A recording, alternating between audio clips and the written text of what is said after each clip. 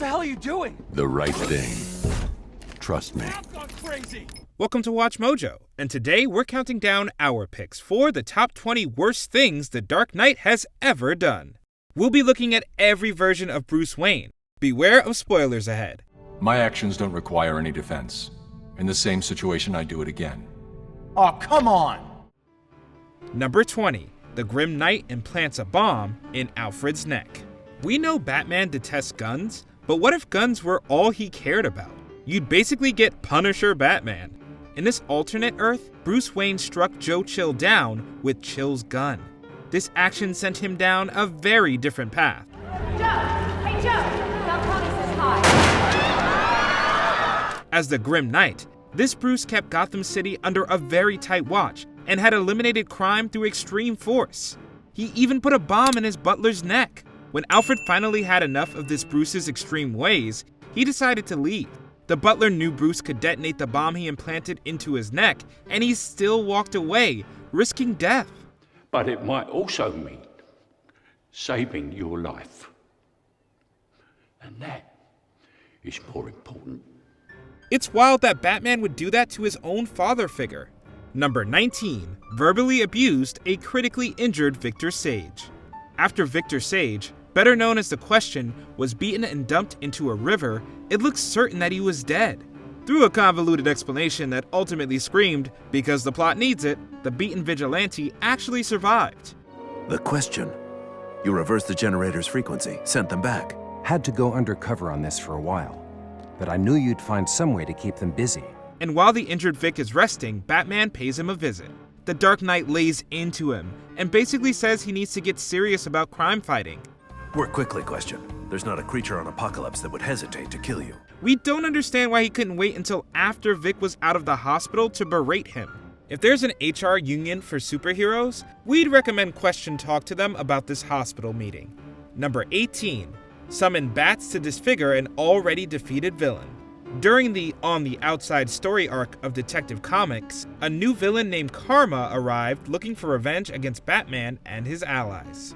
Originally a self-proclaimed Markovian freedom fighter named Fleet Delmar, the villain committed several heinous attacks.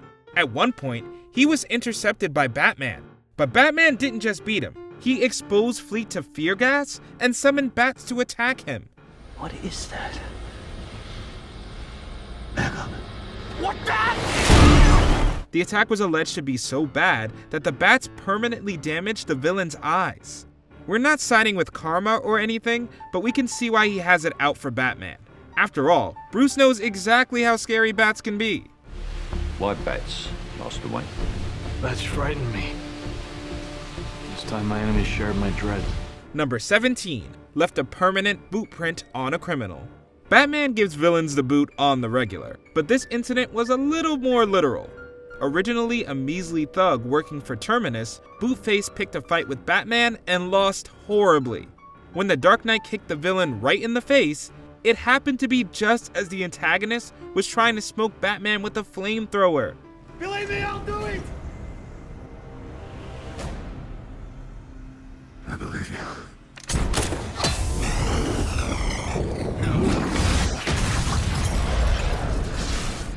This unfortunate timing caused Bootface's skin to be scarred with a now permanent boot print on his face. It's not Batman's fault that Bootface chose to operate a flamethrower at the time of the incident. However, the villain might be a lot less angry if the Dark Knight didn't go for the face.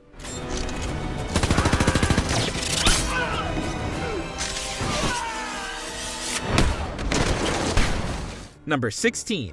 Infected Cyborg with malware. This particular offense takes place in a world in which Superman became a brutal tyrant following the death of Lois Lane. While Batman continues to maintain that some lines should not be crossed, what he did to Cyborg was apparently fair game. The Dark Knight reveals that he infected his technically enhanced ally Cyborg with a virus the very week they met.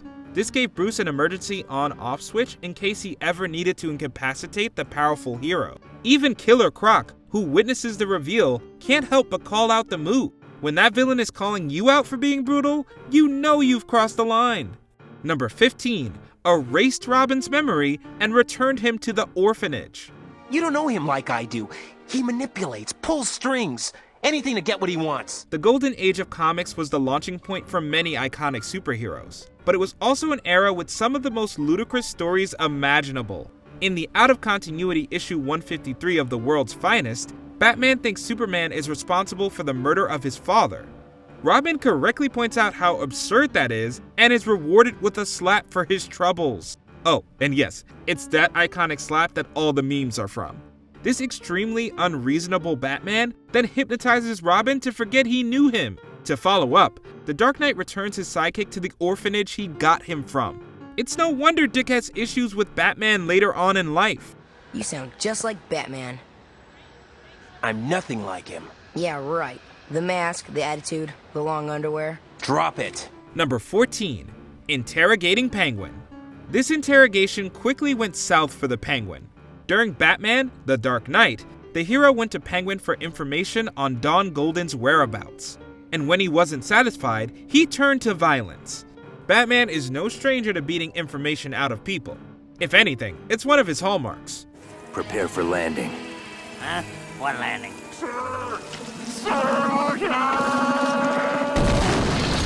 But this was a beatdown that got far too extreme.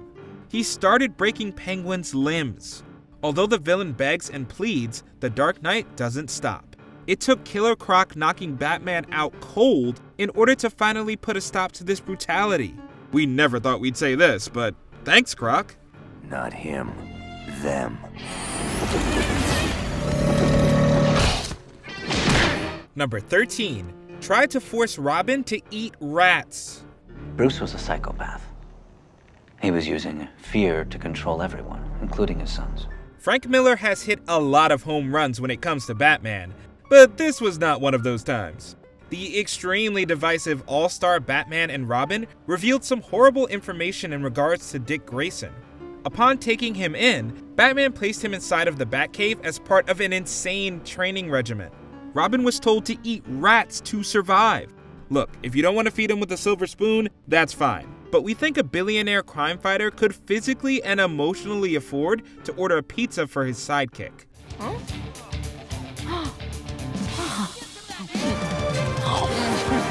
Number 12.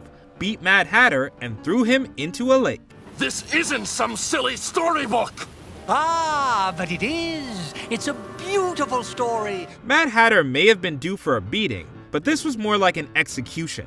After Jervis Tetch killed Batman's lover, Natalia Trusevich, he sought revenge. Bruce was consumed by his rage, and even smiled once he tracked Tetch down, knowing full well what he was planning to do. He pummeled away at Mad Hatter so much that Alfred actually begs for Batman to stop. The Dark Knight ends his assault by tossing the villain into a lake. While Batman's grief was more than understandable, this was an especially brutal beatdown for the relatively low-tier Mad Hatter. Why? Why did you do it? You, of all people, have the gall to ask me that? Number 11. Becoming the Red Death. What happens when you add a Dark Knight and the Flash together? One gigantic mess. I am the Knight. I am the Red Death. After losing all his Robins, the Dark Multiverse Batman of Earth -52 decided to enter the Speed Force. He thought he could utilize super speed to finally eradicate crime. In order to get there, he used the weapons of Flash's rogues against the speedy hero. Batman then strapped the Scarlet Speedster to the hood of his Batmobile. Through some pure comic book shenanigans, Bruce and Barry became fused together into the Red Death. If you thought Batman wasn't scary enough, him now having super speed and a killer instinct meant game over for everyone. You want to know who I am? I'm the last glimmer of crimson a killer sees before he draws his final breath. I am vengeance. Number 10. Creating Brother Eye. Where do we even begin with this one?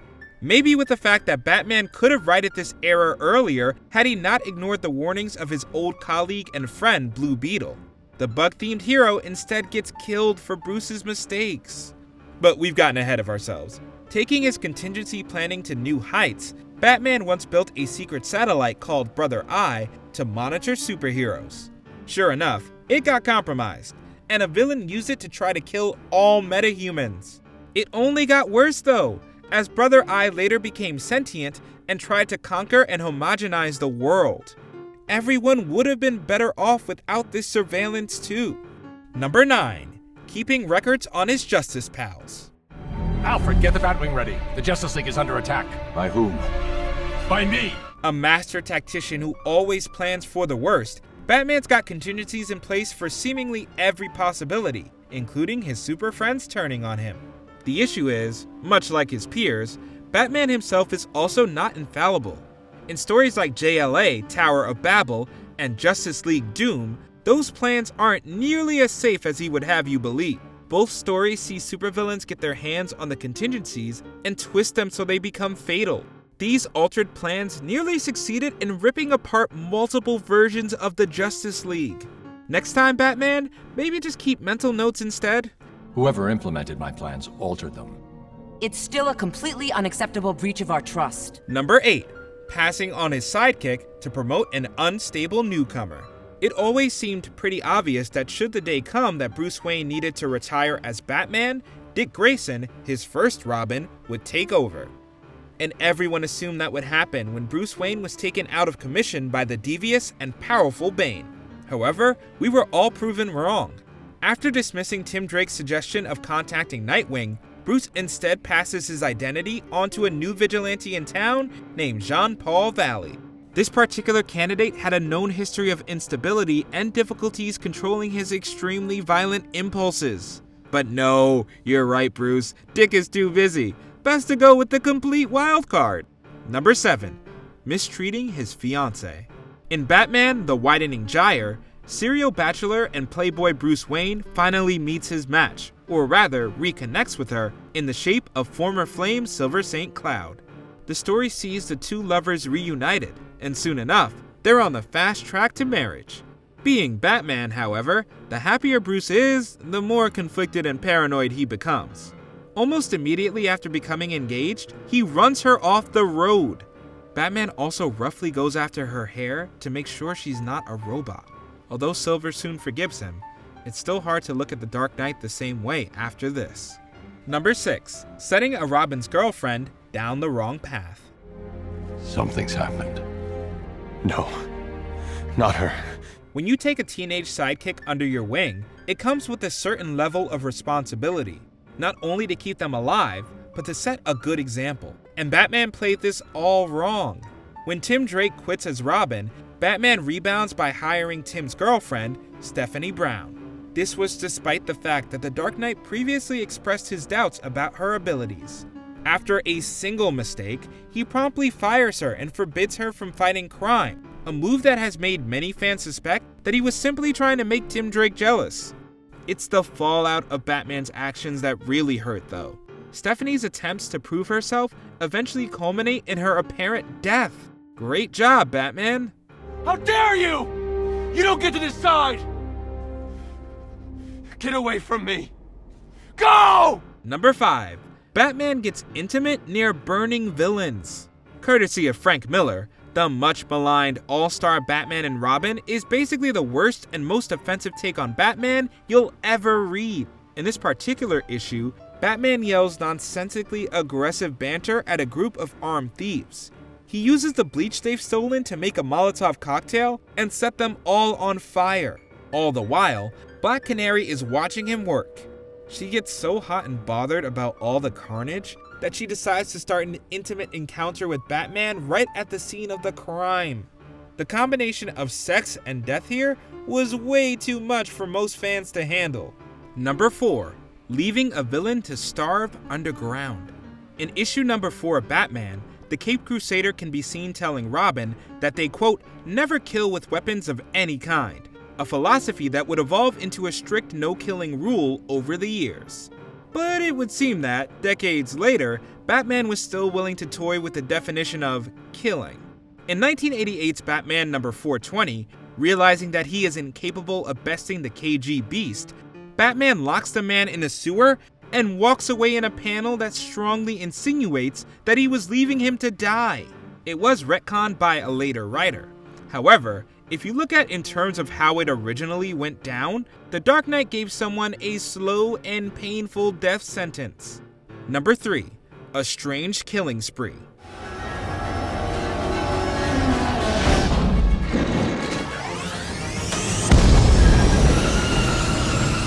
Once upon a time, Batman was a character without clear editorial guidelines, and by extension, he was a hero without consistent moral guidelines.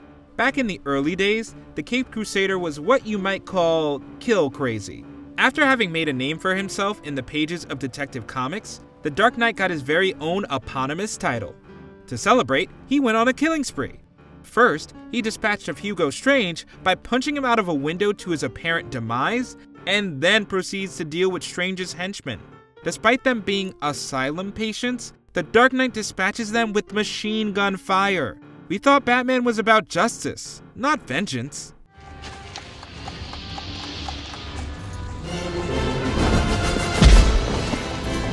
Number 2.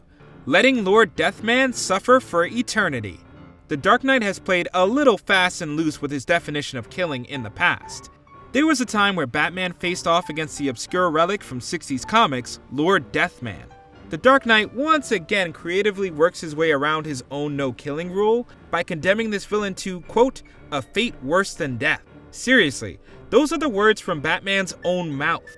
Knowing that this villain frequently fakes his own death and is actually immortal, Batman opts to lock him in a safe.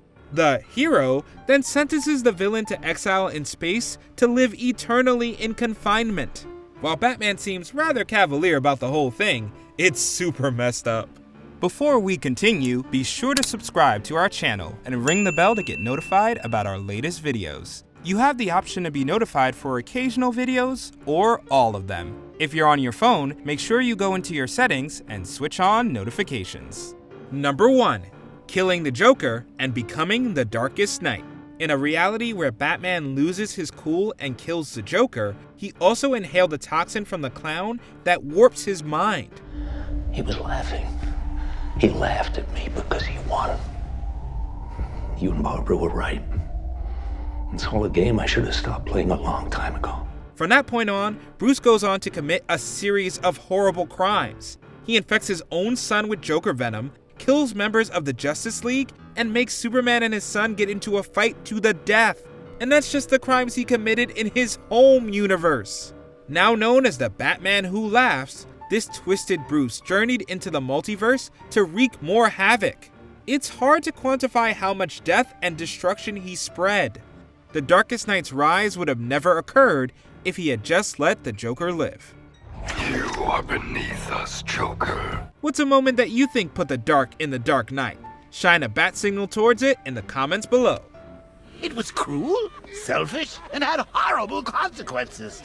Oh, if you only meant it. Did you enjoy this video? Check out these other clips from WatchMojo, and be sure to subscribe and ring the bell to be notified about our latest videos.